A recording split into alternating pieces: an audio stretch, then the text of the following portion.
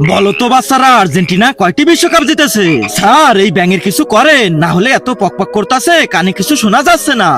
আজকে এদের কিছু একটা করতে হবে, অনেক জ্বালাইছে এরা আমাদের।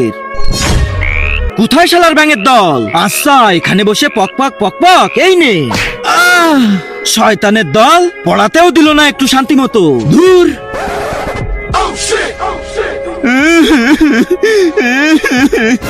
আমি এদের কাউকেই ছাড়বো না। চলো রাজু, বলো তো আমাদের জাতীয় পশুর নাম কি? স্যার কুত্তা। শালার ফাজিল, তুই নিজেই তো একটা কুত্তার মতো, মাথায় শুধু গোবর ভরা। এই ছোটন তুই বলতো।